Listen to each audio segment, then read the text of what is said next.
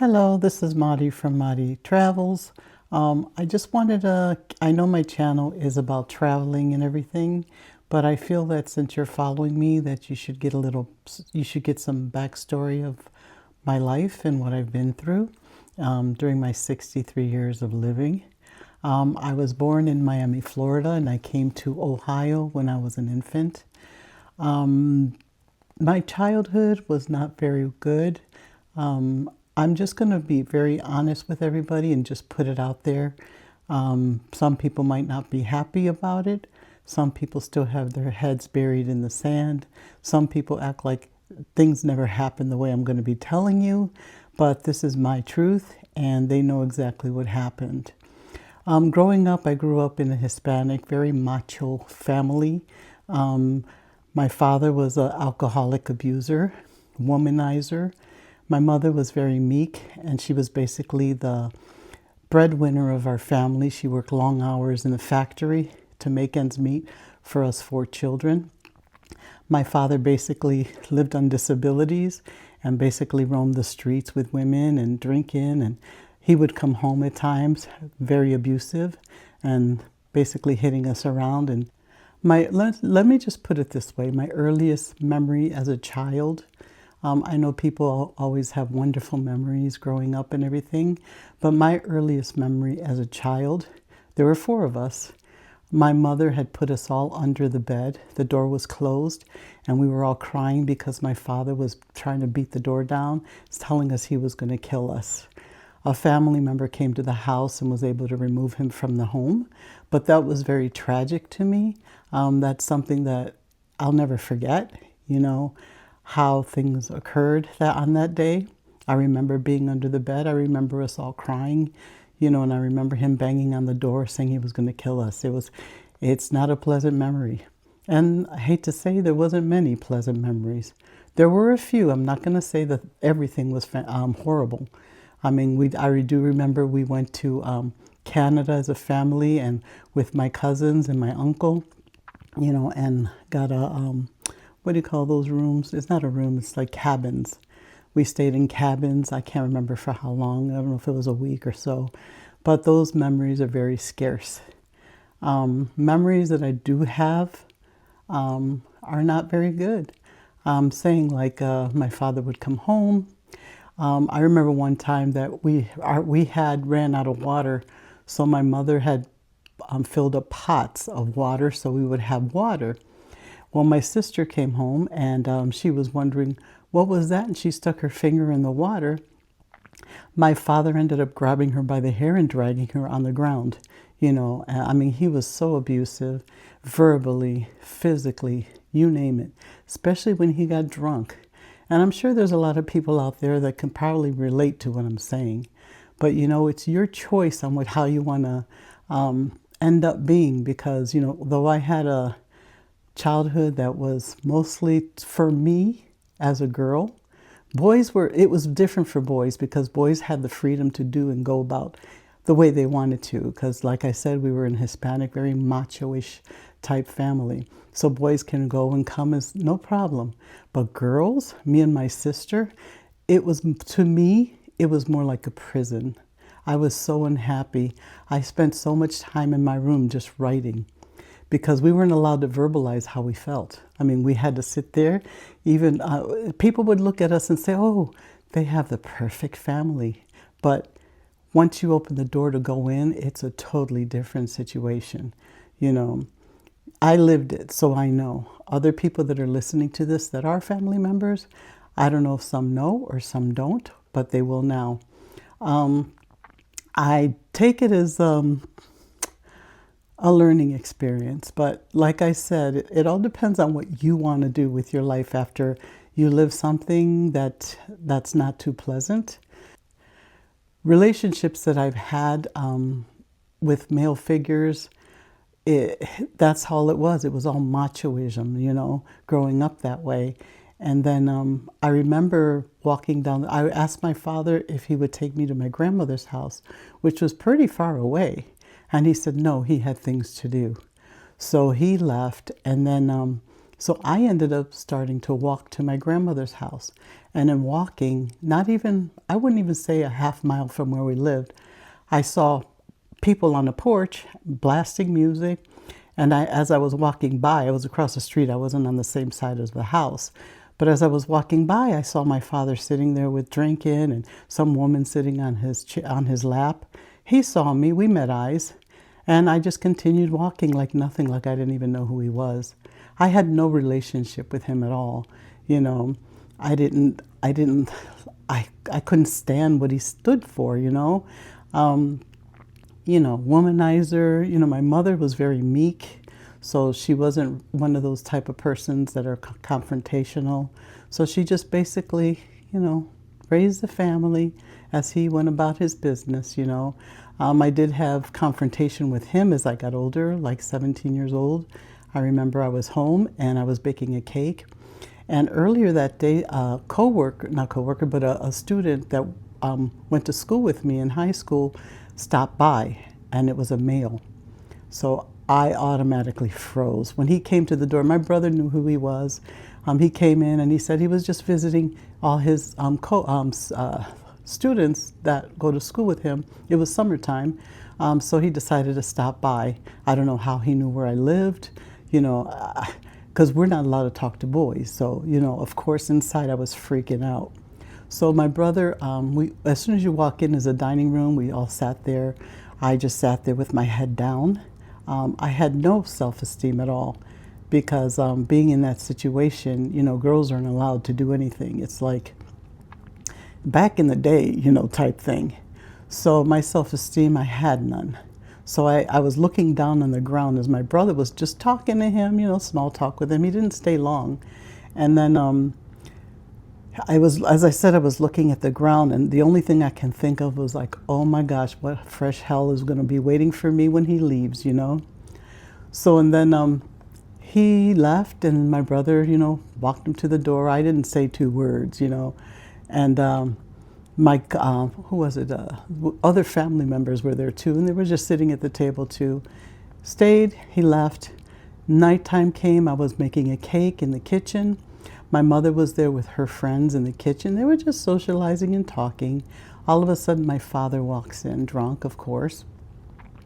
He starts going off saying, oh, that I had some guy in the house, and he was making it sound like I was taking him to my bedroom. Like I was a whore. The way he was talking, he made me feel like I was some type of a whore. Now, mind you, I haven't even said two words to this guy. So he was going on, and I was getting more angrier and angrier and angrier. So the cake was getting ready to be finished. So I pulled it out of the oven with no mitts, no nothing. That's how angry I was. Put it on the counter.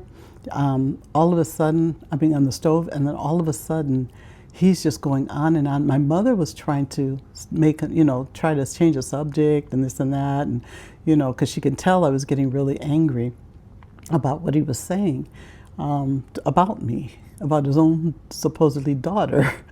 So I just kept getting mad, and so I stuck my hand in the cake as it was hot, and I was just digging into that cake and just digging into that cake, getting madder and madder and madder, and he's just going on and on, making me sound like a whore. So I just basically turned around and said, why don't you just say it? I'm a whore, a bitch.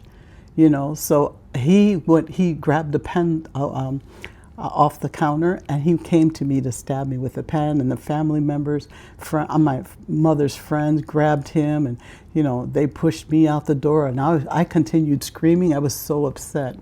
So I was pushed out the door, and that was the only day that I was able to sleep at my sister's house.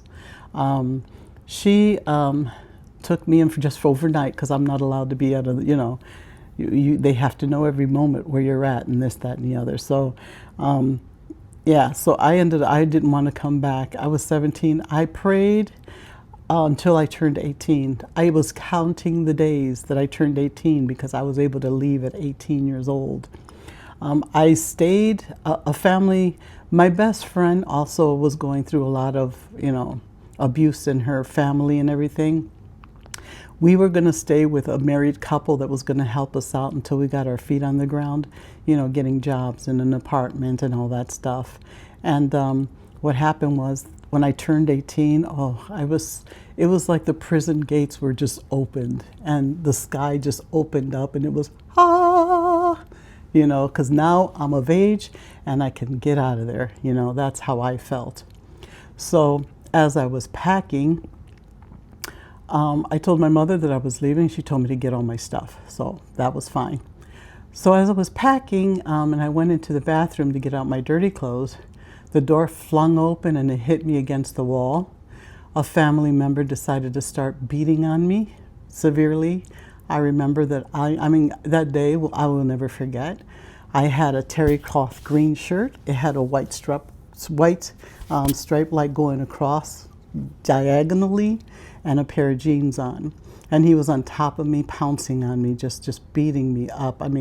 It was pretty bad. It's a day I'll never forget, Finally, I grabbed a hold of his hair, which was very precious to him because his hair was falling out. And then it was like when I looked in his eyes, I swear, I felt like I was looking into the devil's eyes. They were like so red. They turned so red. And it was like he was going to kill. I just felt like he wasn't done with me, So I ran down the stairs. By that time, my best friend had called the police because she saw what was going on. So by the time I got down to the stairs, he kicked me off the porch and I landed into the police officer's hands. And he looked at me and he said, "What monster did this to you?" And he looked up and the person that was beating on me was at the porch, just cursing, just yelling at the top of his lungs. And so my father was coming down the street, and the next thing you know, he saw the commotion that was going on. So my father grabbed me by one arm, the police grabbed me by the other. So they started like pulling on me like this. By that time, I was just like hysterical, and I screamed, "Let me go, let me go." I remember this day like it was yesterday, and this was when I was 18 years old. I'm 63 right now. So, yeah, it was very traumatic. The police put me in their car. They told my father that he couldn't do anything because I was 18 years old. So, if I wanted to live in the streets, that it was up to me, but he couldn't do anything about it. Come to find out, years later, I had pressed charges against him and everything. Nothing ever came of it, but then years later, apparently he lost his license or something, and then they found my warrant years later. So I had to go through this whole court thing. I had family members against me telling me, "Oh, you need to drop the charges, blah, blah, blah. You can't do this." And I just kept saying, "Well, what about what he did to me?" And nobody, it was traumatic. Nobody ever sided with me because they said, "Oh, well, he's a boy. He's allowed to do stuff like that." And I'm like, what? I remember that when I was in court, my mother, father, his friend, they were all sitting on one side of the court and I was sitting by myself. He wasn't allowed to be, when it came to break, he wasn't allowed to be a certain amount of feet away from me. So I went outside, in the hallway type thing. And then my mother came out and she was really, you would never think she was my mother. She was telling me, "Well, if you press charges against him, I'm going to put you in jail," and blah, blah, blah. And she was like really angry. So I said, "You know what?" I said, "You've supported him. You've seen him do when he was on top of me, beating me and everything. And you said nothing until I tried to defend myself. Since you are so supportive of him, can you explain to me why he did what he did?" And she said, "Oh, well, I don't want to say who the person is, although I should, but I'm past that already. I've forgiven. I really never really had a close relationship with this person anyway, so I kind of like take it as a battle scar." So I asked her, "Why are you so supportive with him when you saw what he did to me as he was doing it?" And she said, "Well, and then she said what relationship I was to him. And I said, "That's not an excuse." I said, "Tell me, what is the reason he did what he did to me?"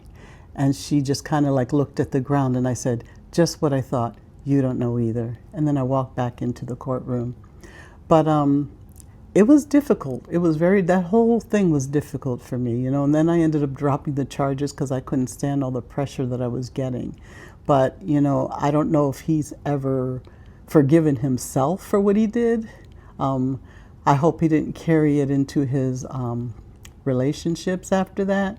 And I hope he knows that, you know, I did forgive him for that, but I'll never forget it.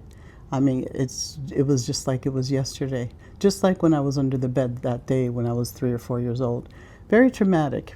But now I really don't have a relationship that much with him. I really don't, we're really not in contact.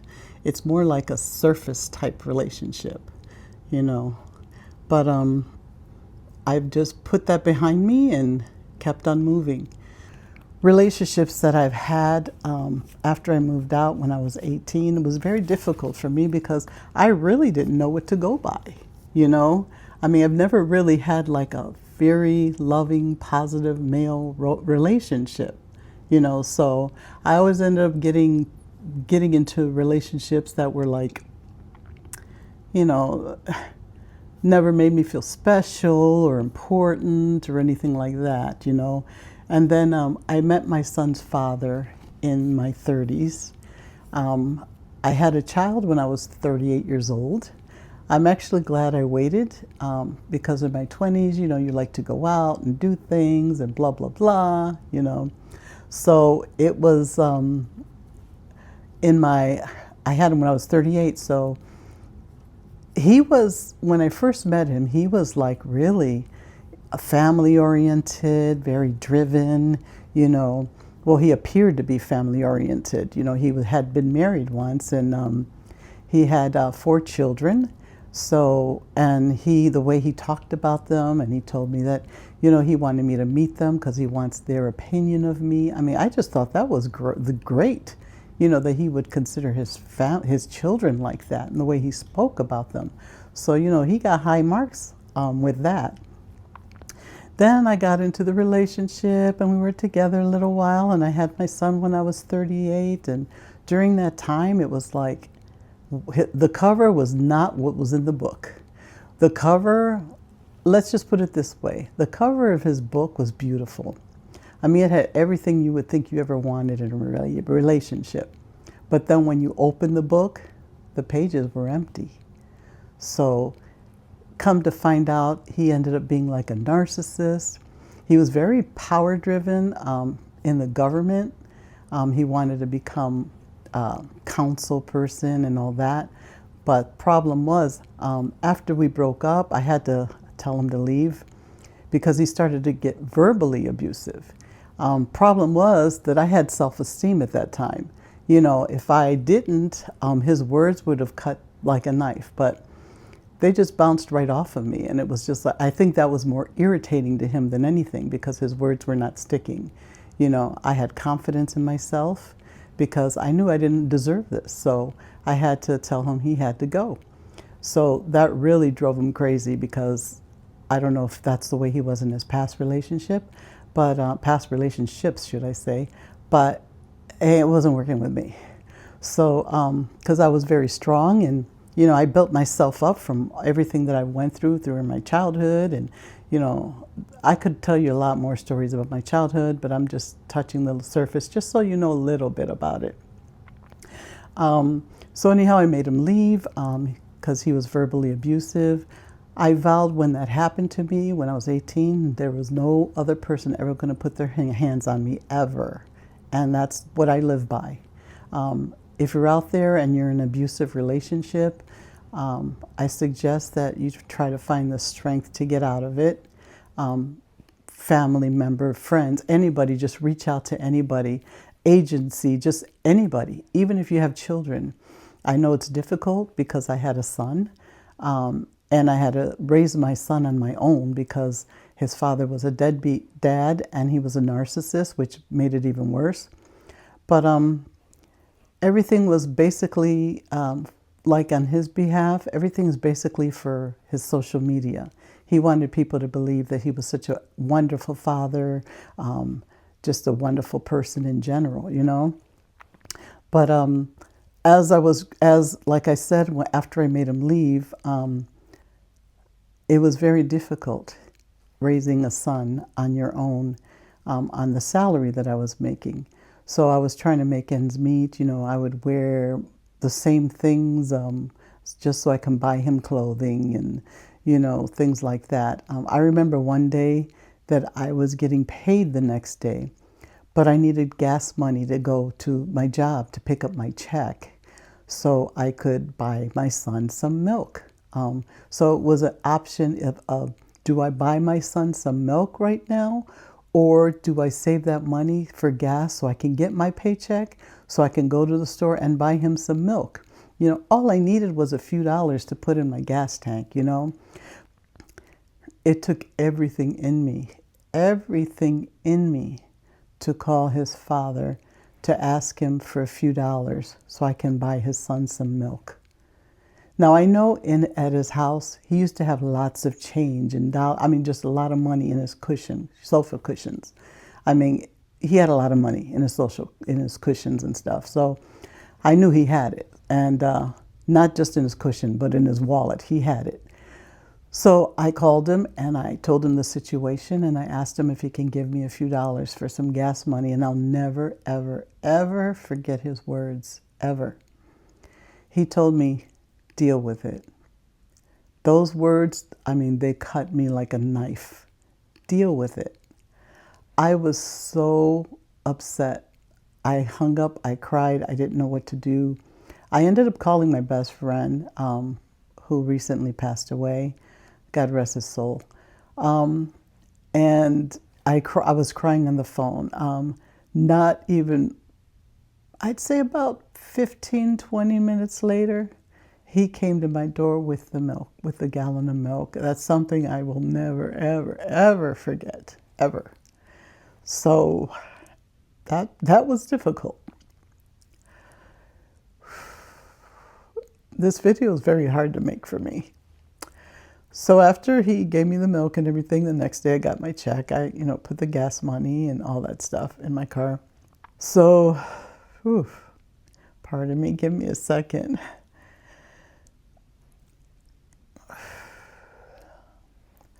So after that, when my son was little and his father was not supporting me as far as supporting his son, as far as things that we need, his son needed and this, that, and the other, I ended up taking him to child support. That system does not work for everybody.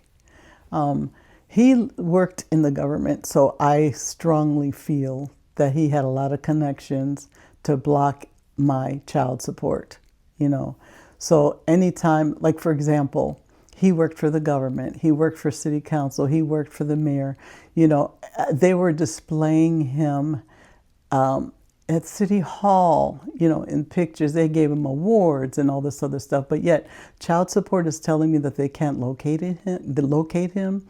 I've provided them with documentation, emails, phone numbers, brochures where his face was on to show he was the director of a program.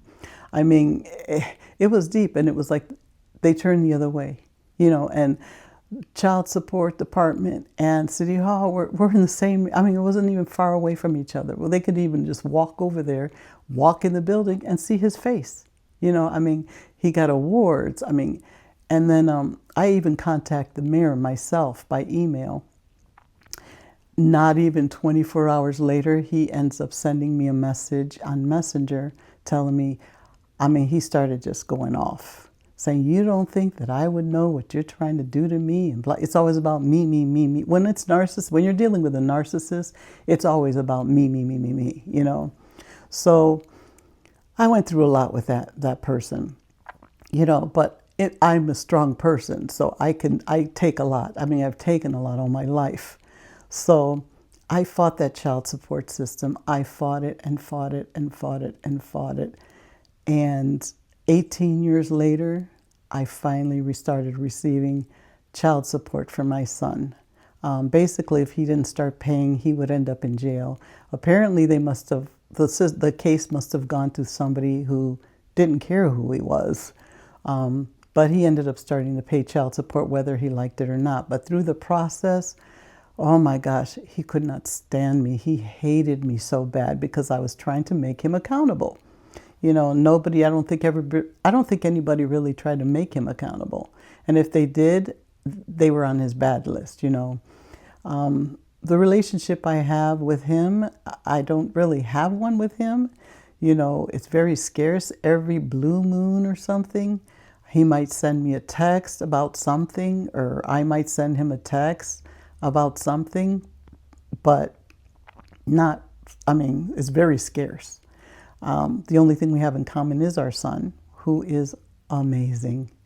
He is living with me right now.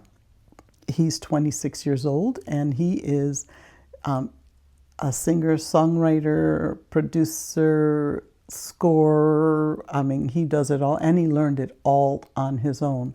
But you know what the saddest part about it, even though he's extremely talented, even one of these famous people even sent for him to sing on his album. That's how good he is. But the saddest part of all through this for me, you know, I don't know how my son feels about it, but his father is also in the music. I mean, he plays piano. He knows connection. He's really into the industry, you know. And do you think that he would help his own son in the industry? You know, even teach him something about the piano or teach him something? Nothing, nothing. He has helped him with 0% of what he's trying to strive for. I don't know. To me, personally, this is just me talking. I feel that he sees my son's talent, and I think he's a little envious of it. And I don't know if that's why he's not helping him. But then with a narcissist, it's all about them. So you really don't know when it comes to that. But I'm just talking. I don't know.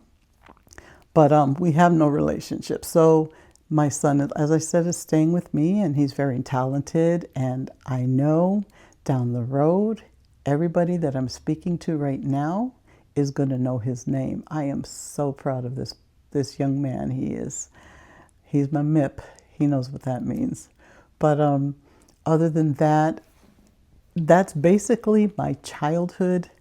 And I don't want to go on and on about it. But finally, I just want to tell you guys, if you're in any type of abusive relationship, whether it's physical, verbal, whatever, you need to step back. You need to look at your life. You need to get out. Find some way to get out. You do not deserve this. You are better than that. Put your head up. Look and see what you want to do with your life and do it. Get away. Even if you have to go to a shelter, just do it. I know it's difficult. I know you probably have children. I know your funds aren't there, but you need to make a move. Because to be honest, if you are in a relationship that's abusive, even like my parents, as a matter of fact, I asked my mother when I was in my 20s why she stayed with him since he was the way he was. And you know what her answer was? For the children. I told her she should have left him a long time ago because for the children suffered. Some did, some did not. You know, some had other freedoms, others were more imprisoned. But don't ever stay for the children, trust me. I'm a child of a product of that. So it's not worth it, trust me. Your child is not going to learn anything but negativity and how somebody should treat her or him. Don't do it. Get out. I'm telling you ahead of time. I'm just telling you, just as a product, as a child from an abusive home, it's not worth it. If you say you're doing it for the children, you're not doing it for the children. Because if you loved your children, you would not have your child go through watching the mom or dad being abused. It's not worth it. And it makes them feel like that's all they have to look for when they grow up. You know, that's their normal. They don't know anything different. You know, so it's like you really need to step back and make decisions in your life and do it. You need to do it, no matter how, how hard it is. And if he's seriously abuser or you're afraid for your life, you have to do it when you're separated from the person. Go to a shelter, find out, where you can go, or you and your children if you have any. But you don't deserve that. You don't deserve to be beaten or mistreated, or talked to in a certain way, or you value, you mean something. You might not feel it right now, but you mean something. You are important. You need to look at yourself that way. I know it's difficult, but just think about it. I'm going to talk about something else in another segment, but I'm going to cut this video off for now. I hope I didn't bore you too much, but I just want you guys to know a little bit of my backstory and a little bit about who you're following. I know it's called Madi Travels, and trust me, I will be traveling in the future. But as for now, I'm going to let you go, but peace.